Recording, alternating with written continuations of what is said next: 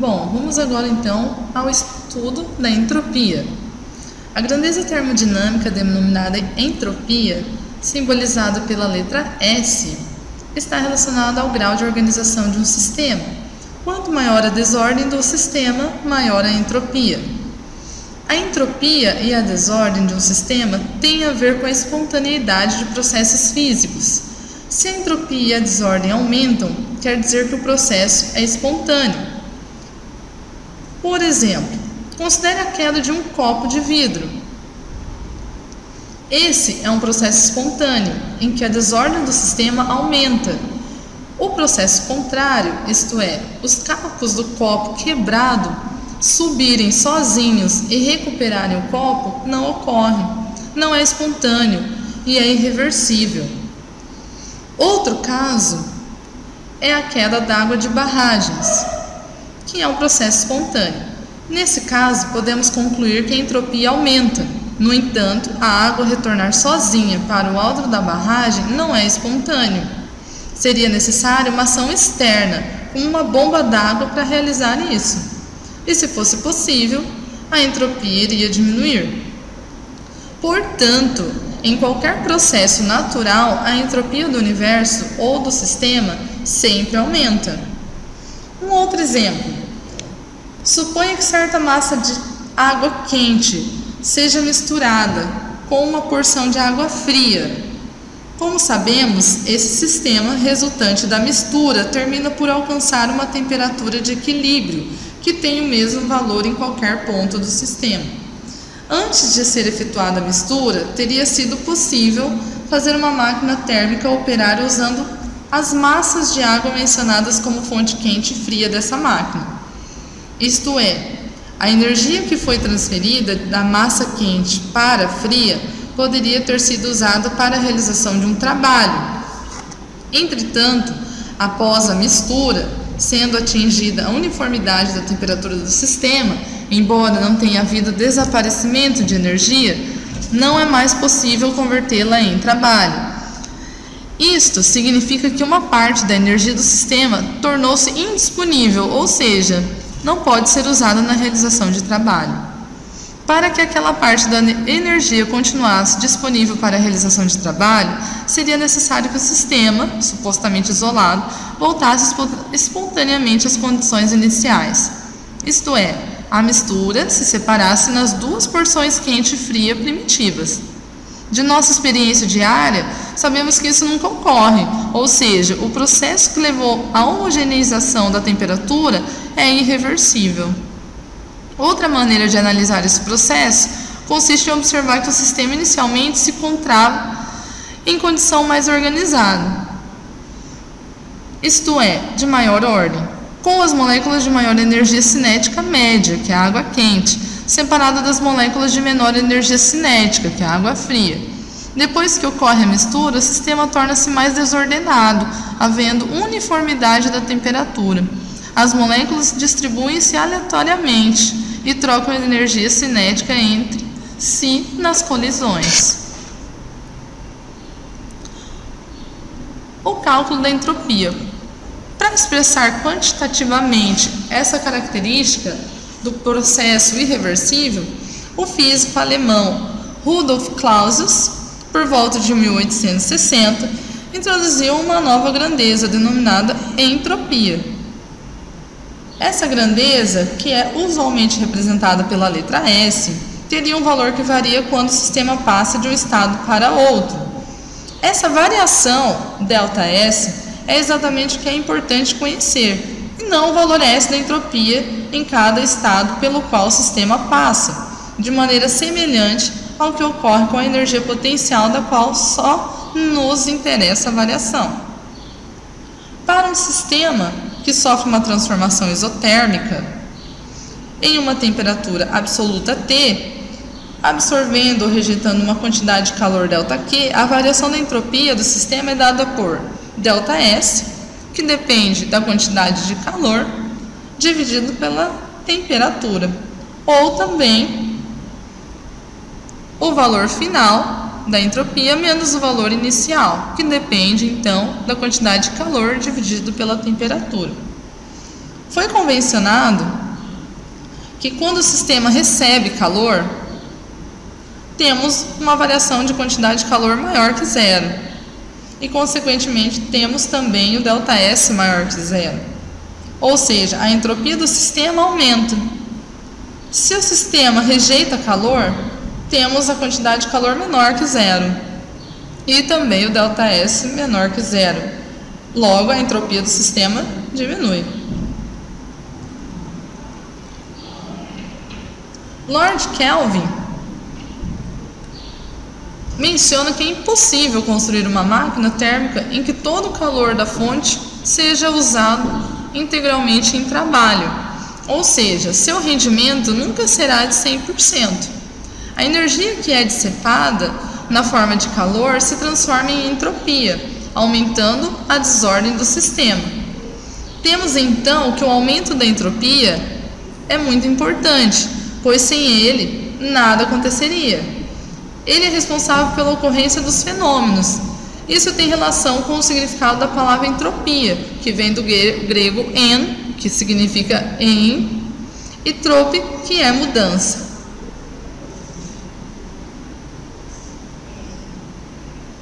Vamos pensar no seguinte: consideremos um sistema que sofre um processo irreversível qualquer. Nesse processo, em geral, o sistema interage com a vizinhança e ambos sofrerão variações de entropia. Seja o ΔSS a variação da entropia do sistema e ΔSV a da vizinhança. A variação total da entropia, ΔST, ocorrida no processo será, evidentemente, ΔST igual a ΔSS mais ΔSV. Observando os fenômenos que ocorrem na natureza, os fenômenos irreversíveis, foi possível concluir que nesses processos a entropia total sempre aumenta. Isto é, temos seguramente ΔST maior que zero.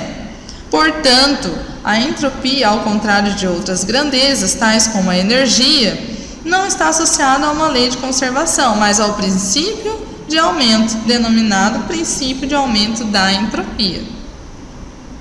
Em todos os processos naturais irreversíveis, a entropia total do sistema e da vizinhança sempre aumenta.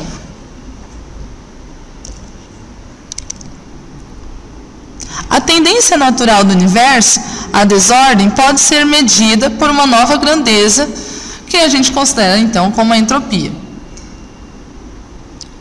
Em todo o processo, mas adotando sempre a abordagem simples, podemos dizer que a entropia é uma grandeza termodinâmica que mede a desordem em um sistema termodinâmico. Quanto maior a desordem, maior a entropia, considerando todo o universo um único sistema termodinâmico. Essa ideia leva a outro enunciado da segunda lei da termodinâmica. Em todo processo natural espontâneo, a entropia do universo sempre aumenta. O sentido termodinâmico de desordem não é moral nem disciplinar. Significa apenas desorganização ou falta de ordem, qualquer que seja. Assim, se todos os alunos de uma sala ficarem em pé no fundo da classe e de costas para o professor, essa será uma condenável atitude rebelde e indisciplinada. Os alunos podem ser classificados como desordeiros, mas em termodinâmica não houve desordem, muito pelo contrário, houve ordem ou organização. E como ver adiante nessa aula, como será então a ideia da desordem, a entropia. Um grande feito de Boltzmann foi perceber que o aumento da desordem no nível atômico está diretamente relacionado ao sentido da transferência de calor, o que lhe permitiu relacionar a estatística às leis da termodinâmica. Agora nós vamos falar da expansão livre de um gás. Para isto, vou desenhar aqui um recipiente onde eu terei paredes adiabáticas. Essas paredes aqui são adiabáticas. De um lado, eu vou ter moléculas de gás, as partículas de gás. Só que em um segundo momento, esse mesmo recipiente, vai acontecer o quê? A minha parede que estava isolando o gás, ela irá se romper espontaneamente. Lembrando, mais uma vez, que de um lado eu vou ter o vácuo. Então, aqui é o vácuo. E as moléculas estão se expandindo o vácuo. Após um determinado momento,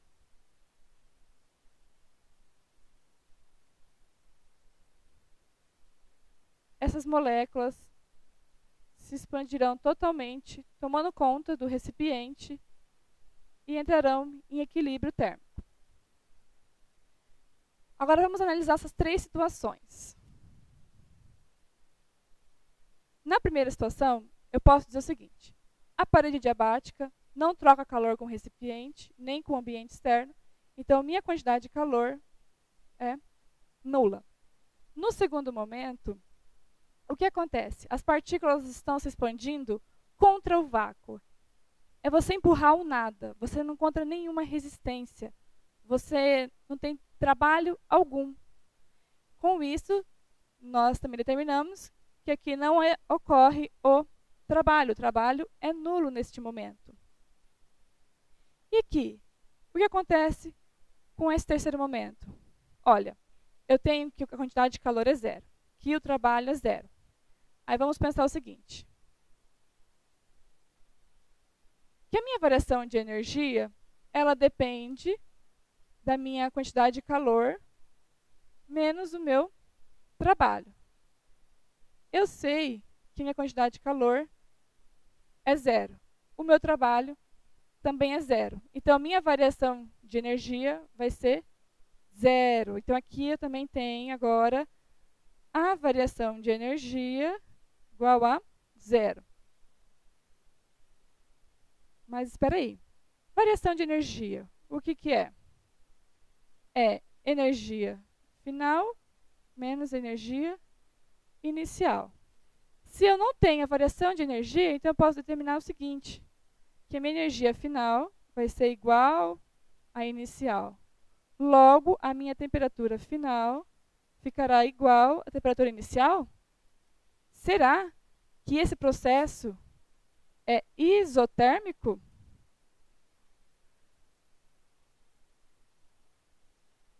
Será que ele é isotérmico? Vamos analisar algumas outras situações. Para ele ser isotérmico, a temperatura tem que estar constante. Neste primeiro momento aqui, do primeiro desenho, eu tenho os gases no primeiro bloco.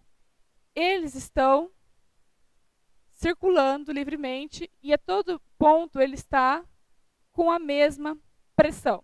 Então, aqui eu tenho a pressão definida, eu tenho um volume definido e tenho uma temperatura definida. No segundo momento, se eu colocasse o medidor aqui de pressão, será que eu teria a pressão e o volume e a temperatura igual a todo momento? Lembrando, o gás está se expandindo contra o vácuo. Nesse momento aqui, eu não sei aonde que ele está, a quantidade exata. Não consigo definir o volume, porque ele ainda está se expandindo, está em um processo. Então, aqui, eu não tenho uma pressão definida, eu não tenho um volume definido e nem uma temperatura definida. Com isto, eu provo que neste processo, ele não é isotérmico, porque em algum momento a minha temperatura está indefinida. Eu quero ir para frente e mostrar um outro exemplo. A gente tem a equação de Clapeyron.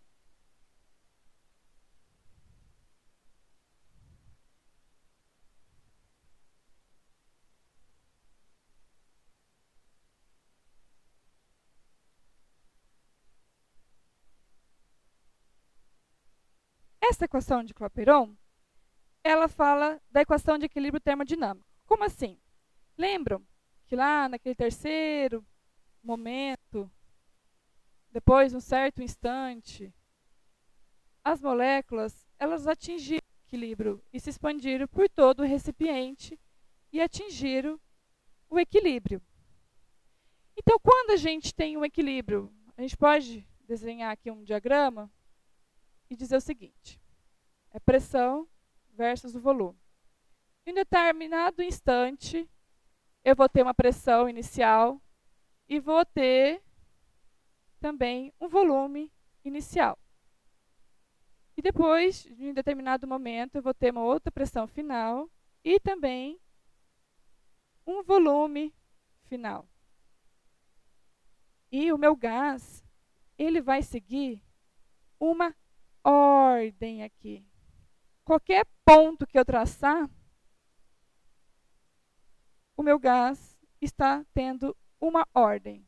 Ele tem por onde seguir. Então, aqui é um processo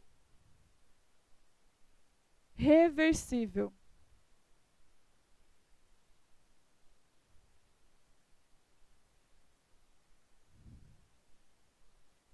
No segundo exemplo que foi passado, que eu vou desenhar novamente, falamos o seguinte. Lembram das paredes adiabáticas?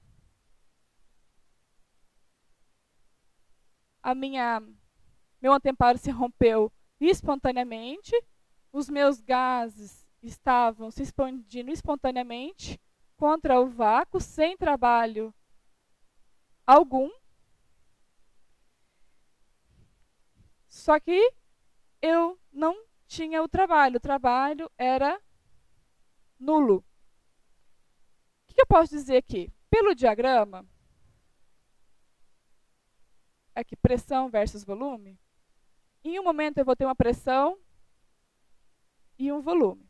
Porém, eu não vou conseguir definir a ordem dele. Ele vai ser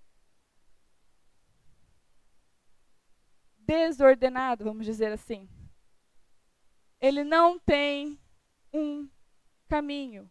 Este processo nós chamamos de irreversível. E essa irreversibilidade nos leva a um outro entender. Vou voltar lá no primeiro slide que a gente fez.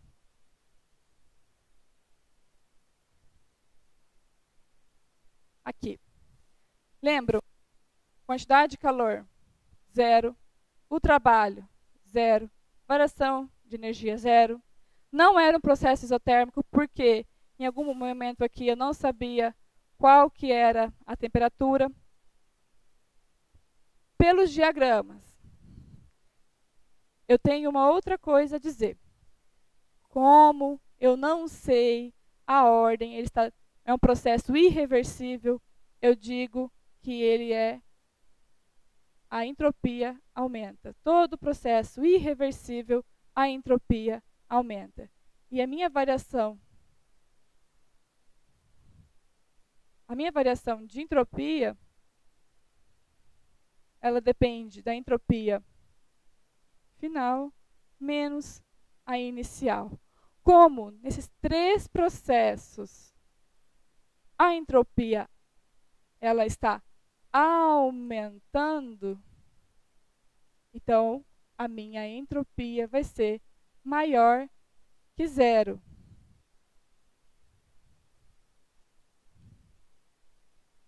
Aumenta. Essa equação também é conhecida como seta do tempo.